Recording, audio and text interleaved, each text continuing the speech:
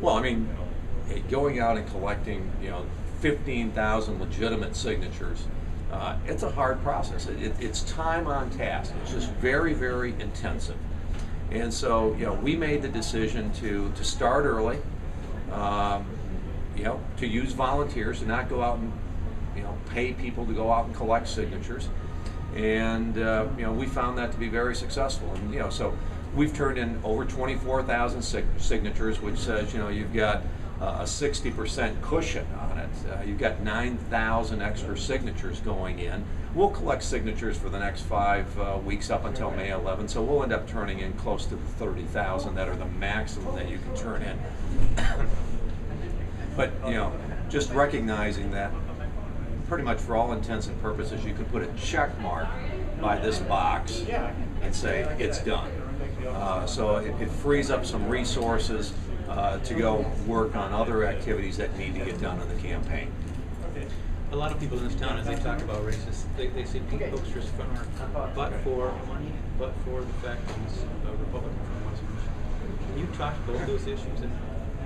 Sure. I mean, I think the but for being a Republican from West Michigan, it's not like we exactly have a stable of statewide elected officials from Southeast Michigan. Republicans have had a problem winning statewide elections for the last number of election cycles.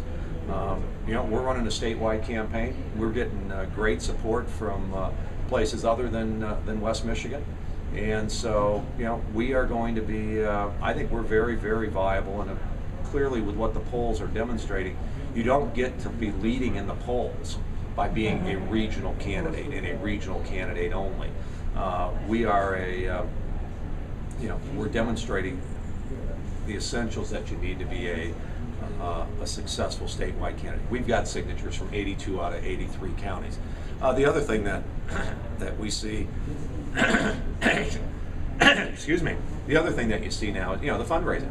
As for the last 6 weeks, the polls have repeatedly come out showing Hoekstra's either 1 or 2, and the last number of polls have all come out and showed actually some distance between Hoekstra and the rest of the field. We don't say that means that I'm ahead, but what we do say is it says that Hoekstra is a credible candidate. He's got momentum. It's still a long way to the primary, but what it does mean is doors are opening in terms of financial resources that might not have been there 6 months ago. Doors are opening with people who say we want to learn about Pete's agenda, what he's about. Those doors are open. There are more people just saying, we'd just like to meet the guy. So those doors are open. So we're real pleased with where the campaign is. As a congressman, you've got a long-serving congressman, you've got a litany of votes that people are going to be picking through. Sure. Are there any, from a primary perspective, Republican primary perspective, that you do over, be it TARP or the Brady bill? Well, I mean, what you're finding on all of this stuff is that, sure, I mean, I've got I think it's over 11,000 votes that are cast. I can say that that when I cast those votes, I was confident that I was making the right decision. We went through a deliberative process, taking a look at the legislation that was out there, taking a look at my philosophical benchmarks, and taking a look at what exactly the problem was. And so, I've got a high degree of confidence that when I cast those votes, I felt very, very good about the votes that I cast, recognizing that some were difficult than others. I also recognize, and you see it now more in a campaign, that people will try to twist your votes or whatever. You talk to people, the Brady bill, Pete's not good on gun rights. Excuse me, you got an NRA rating of an A lifetime, so for 18 years, maybe I didn't agree with the NRA on every single vote, but after you take a look at the totality of the vote, it's not a C, it's not a B, it's an A rating with the NRA. People will take a spending bill here or there, and they'll say, "Wow, look at Pete voted for this spending bill," and you go back and you take a look at it and you say, well, again, a track record of 18 years. Pete's been one of the most fiscally conservative people in Washington, D.C. during that period of time. I'll stand by that record.